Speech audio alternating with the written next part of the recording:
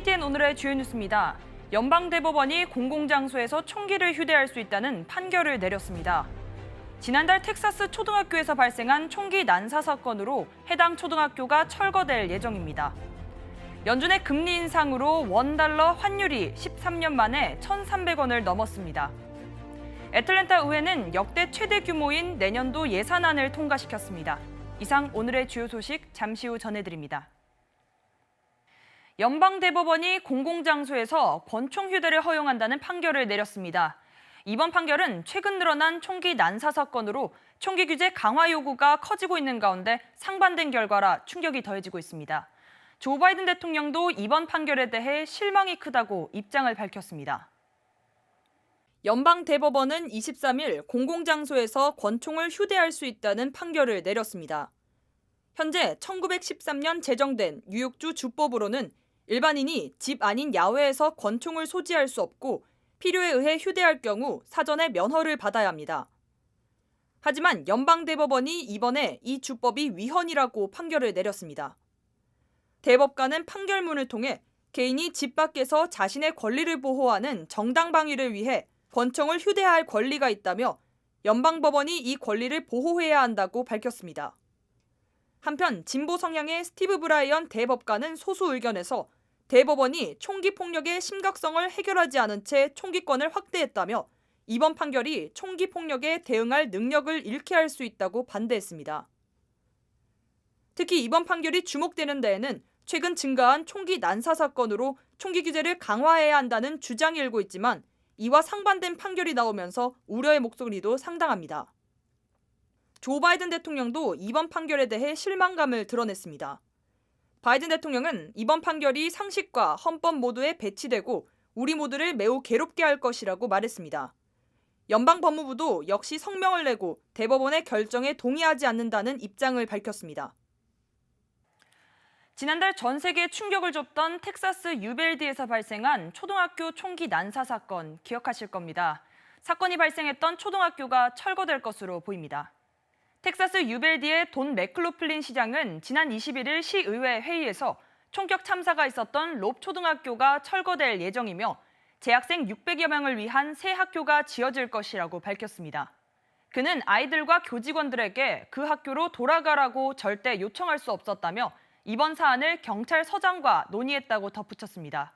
지난달 발생한 초등학교 총기 난사 사건으로 19명의 어린이와 2명의 교사가 사망했고 다수의 학생들과 교직원들이 여전히 정신과 치료를 받고 있는 것으로 알려졌습니다. 러시아가 유럽으로 향하는 가스 공급을 대폭 축소했습니다.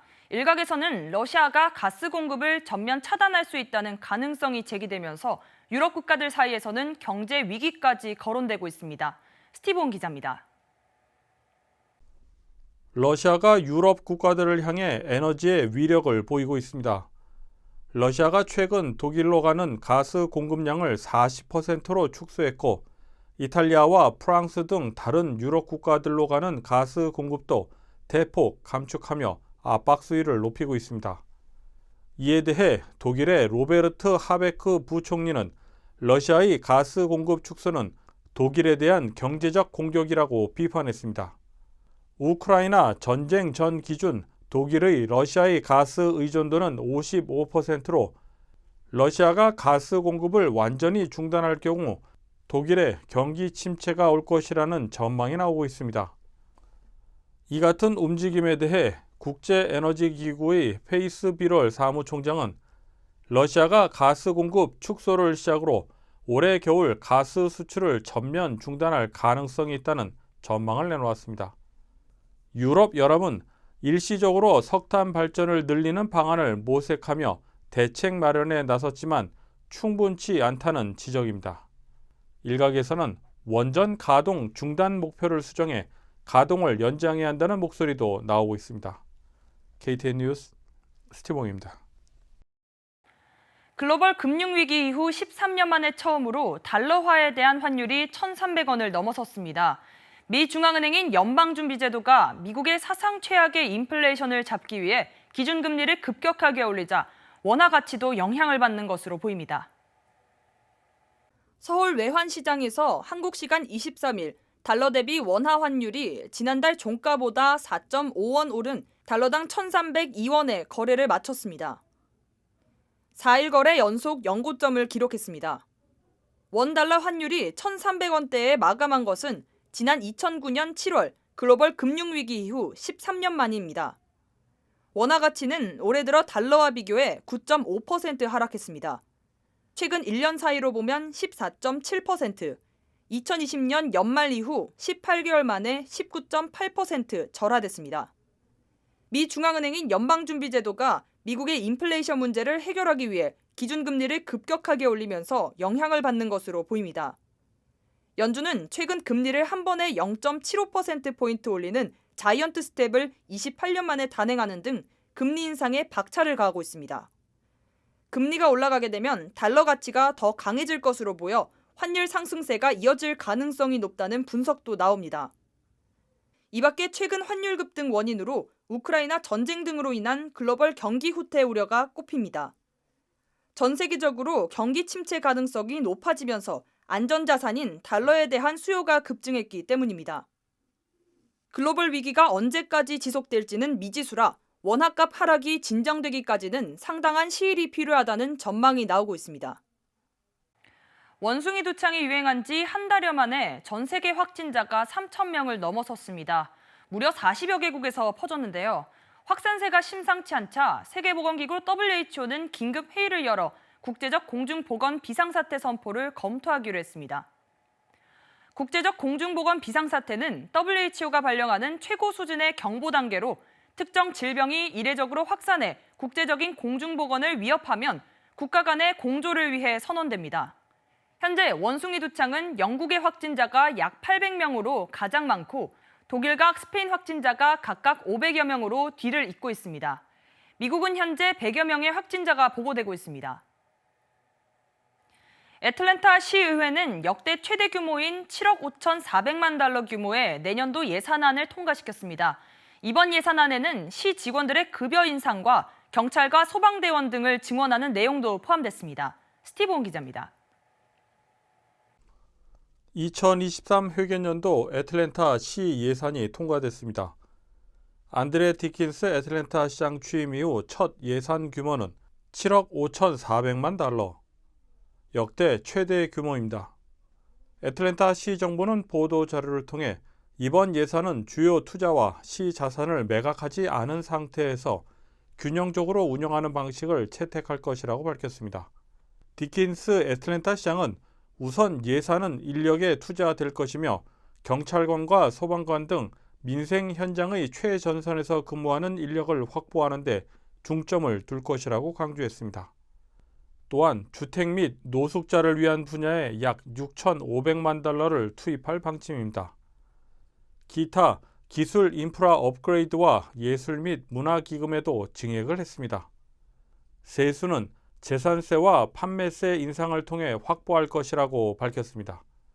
한편 2023 회계연도는 2022년 7월 1일부터 2023년 6월 말까지입니다. KTN 뉴스 스티브입니다.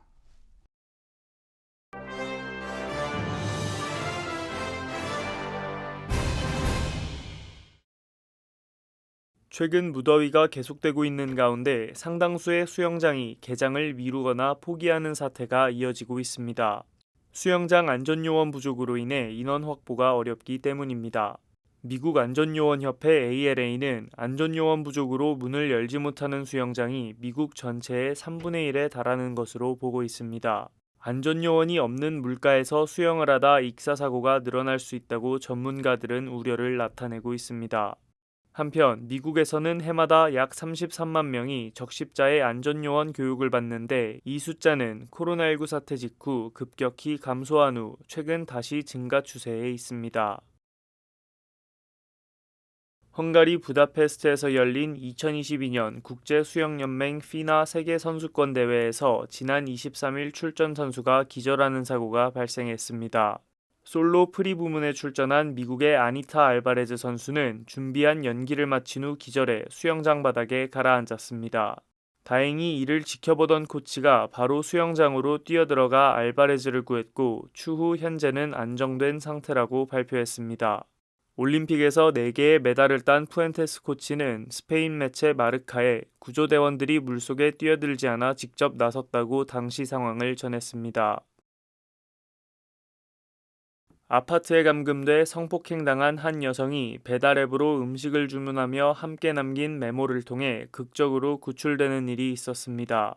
지난 19일 뉴욕시 브롱크스의 한 아파트에 감금돼 있던 20대 여성 A씨는 배달앱을 통해 음식 배달을 시키면서 요청사항에 경찰을 불러달라는 문구를 남긴 것으로 알려졌습니다. A씨는 온라인을 통해 알고 있던 남성 캐모이 로열을 18일 처음 만났으나 로열은 A씨를 한 아파트로 끌고 가 감금을 하고 음식 주문 이외에는 휴대전화를 사용하지 못하게 한 것으로 전해졌습니다.